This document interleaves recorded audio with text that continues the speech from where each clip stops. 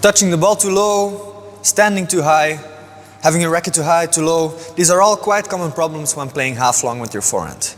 In this video, I will show you how you can fix them. My name is Olaf Kozlowski. This is Table Tennis Tech. Luc, jongen, gast, waarom zie je gsm zo aan het schudden? Ik doe mijn best, maar moeilijk. Het is echt niet normaal soms tegenwoordig. Hè. Kom, geef het aan mij, geef het aan mij. Ik betaal er niet genoeg voor. Als je het beter kunt. Ja, tuurlijk kan ik het beter. Wat denkt jij? Ja. Gast, hoe vaak komt dat? Hoor. Niet zo makkelijk. Op de vorige video, ik heb het ook al eens een keer gemerkt, van zo slecht gefilmd. Je ziet mijn kop, je ziet mijn voeten, je weet niet wat je ziet. Ja, het is afschuwelijk. Luc, nee, even stil, oké? Gast, ik verloon u riant, oké? Dat is waar. Ja? Ja. Als jij content met 2 uur op een dag of zo. Ik kan er toch... Je kunt ermee leven. Ik kan er een koffie mee gaan halen. Je kunt er een koffie mee gaan halen, inderdaad. Nee, maar kijk, ik wil gewoon één ding zeggen. Oké, als jij nog 1 keer zo filmt, dan smijt ik buiten. Dan smijt ik u buiten. Oké? Oké. Want ik ben professioneel, ik wil professioneel overkomen en deze is gewoon geen zicht. Maar ik doe mijn best, Zij je best aan het doen? Zij je best aan het doen? Want ik denk volgens mij waar ik je best aan het doen, omdat ik je nu niet mijn balken ga slaan. Dat kan misschien wel meespelen.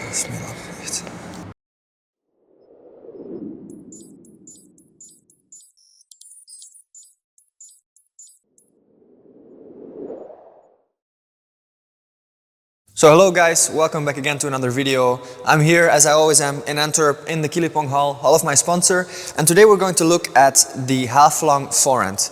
It's a really technical shot, it's a very difficult shot, and there are a few, or let's say a lot, of common mistakes that occur with a lot of people, including me. So in this video we'll just go over them one by one, and in total there are 7 key points we'll be looking over. So, first up is always to expect short first. Also very important, again, because in a half-long ball, you don't have so much time, so this is not the time to let your racket drop too much. And this is a mistake that a lot of people make, is because the ball comes half-long, ball comes short, there's a very small difference in between those two. And so what they'll do is they drop their racket first, and sometimes the ball will even come short again. So they cannot play a topspin on this, so then their racket shoots back up, but this costs you too much time. And oftentimes you won't be able to do anything properly with the ball over the table as much as if the ball would come half long. So instead what you should do is always to have your racket high and until you're 100% sure that the ball will come half long. So this gives you the opportunity to do well with both situations. Both over the table, you're going to play a proper ball because you're already there, and with half long, it's a shorter distance to travel, so you're going to do that correctly as well, okay? So, and you can practice this a lot, let's say by just doing some multi-balls or anything, where you just ask for either short, either half long, and all you can do is react and just wait until the very last moment until you're 100% sure that you can drop your racket and play a topspin. Next up is to lean forwards enough. This is also very important, as everything will be in this video, but this is something which occurs a lot, mostly after serve. So I'm also, let's say, guilty of this. So you serve, and oftentimes the cause of this is that you're standing too high after your serve, and if the ball then comes half long, you're going to stand sort of behind the ball, not in the correct way. So you're always going to stand behind the ball, but here you're going to stand below the ball. This is what I'm supposed to mean. So you're going to lean back too much because, again, you're caught by surprise, you're not low enough, so you don't have this time to just go there, play an aggressive shot. No, you have to go down and then only you can start.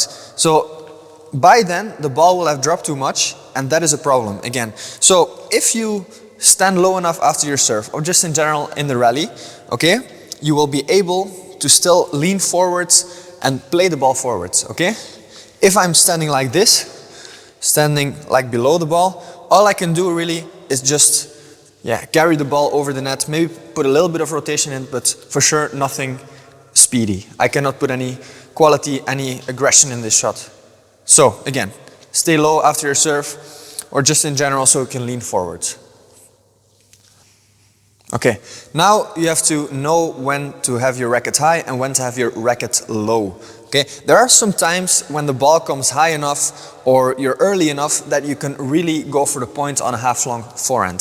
So in those cases or in those situations, you can start with your racket a little bit higher. So you don't always want to let the ball drop too much, okay? If you have the opportunity, yeah, then you can go over the table a little bit, play with a bit more aggression. But here's the thing, if you want to do that, as I said before, yeah, you cannot have your racket low, otherwise you're going to hit your hand on the table. So because of that, your racket is supposed to be a little bit higher. So what you'll then do is, yeah, just have your racket a little bit higher so you can really swipe over the table with your arm, okay?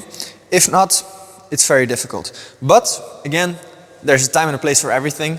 So there's also a time and a place to, yeah, play the ball a bit lower, start a bit lower, so you can play more on rotation. So it's about knowing when you're supposed to do what. Okay, now we're going to look at the follow through. So meaning, yeah, how you play your shot whilst you're playing the shot. So here also again, time and a place for everything. Okay, there are times where you're just supposed to stand a little bit still because you're going to play more on rotation. And in those cases, yeah, you're not really jumping when playing that ball, when playing half-long forehand.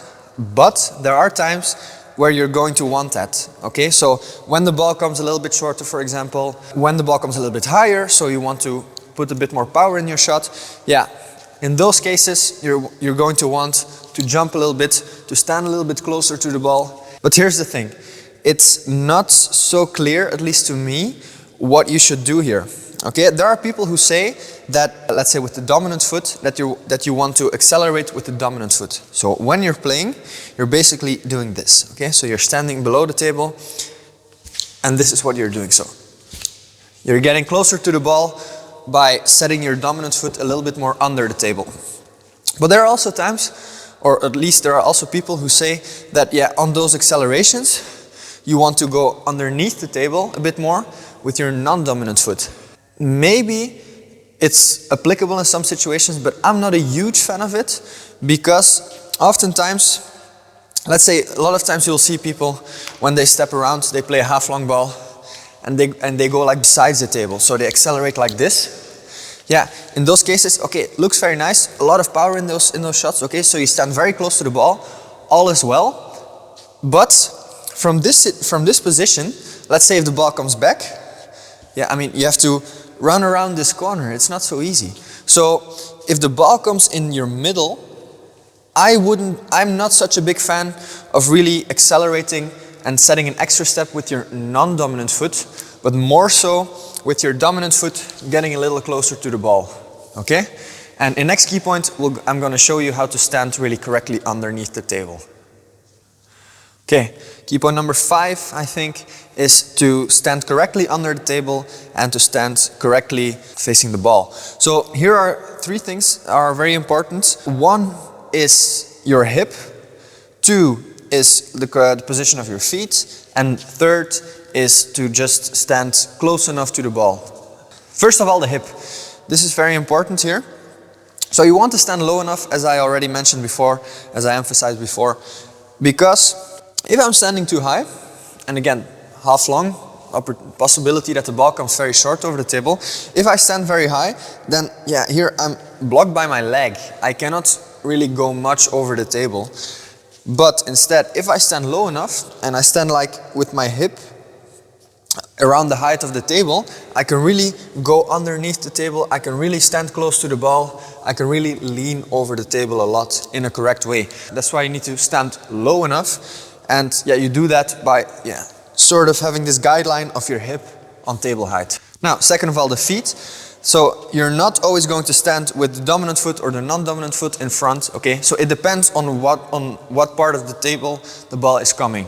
So if the ball comes really in the small corner and comes very sharp, then the dominant foot is really going to stand underneath this table corner because you want to stand close again, okay? But the dominant foot is standing in front here, okay?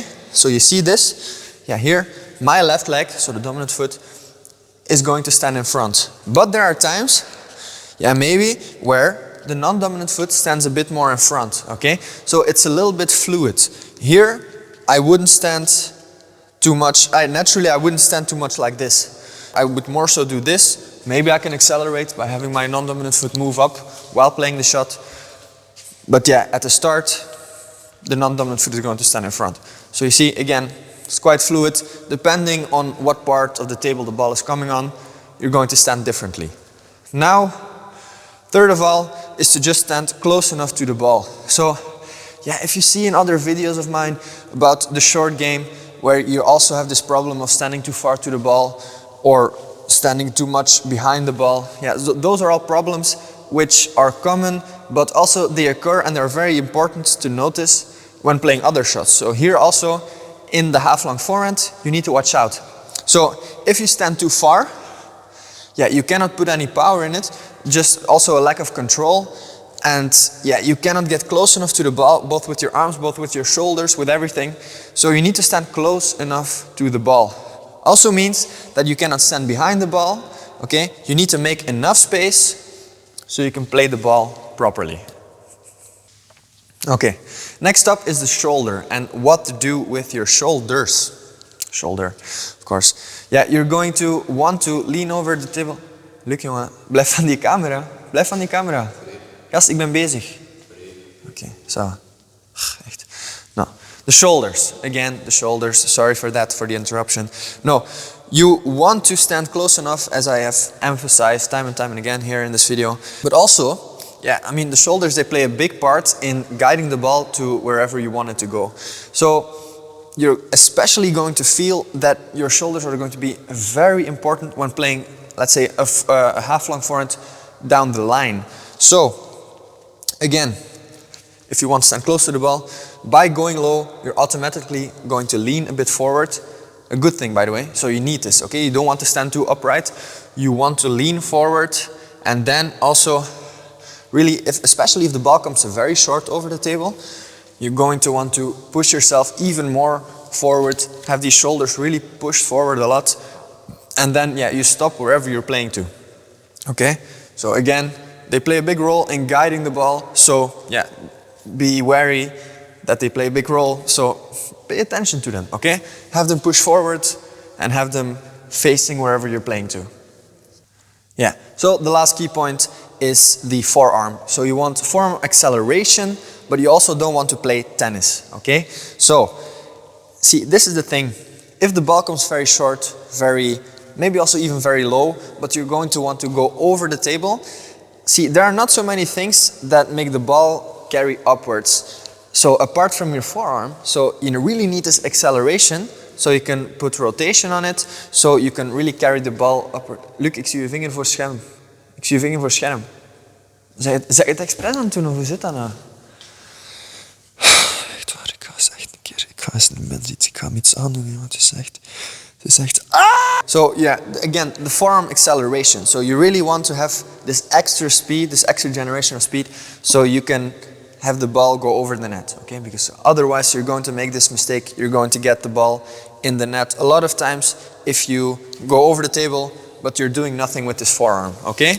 So forearm and wrist, of course. This is a general tip for forehand topspin, so you're going to apply this in almost all of, in all of your forehand topspins. But you also don't want to play tennis, meaning, when you play this shot, you want to stop the movement in time. So you don't want to go over the other shoulder too much. Again, this is also quite a general tip, okay? Don't go too much to the side, don't lengthen your movement too much. For a part, because it's just a bad thing to do. Also because to get back, it costs you a lot of time if you have your movement too long, okay? So those two things, forearm acceleration and not to play tennis, not to have your movement too long. Okay guys, that was the video. Thank you very much for watching. If there were any sort of key points that I missed, stuff that you think help you a lot when you're playing a half-long forehand, then please leave them down below. Because I appreciate the feedback, and maybe I looked something over the head.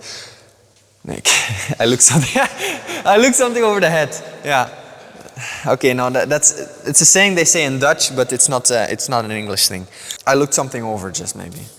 Anyway, thank you very much for watching. Hopefully I will see you in a next video.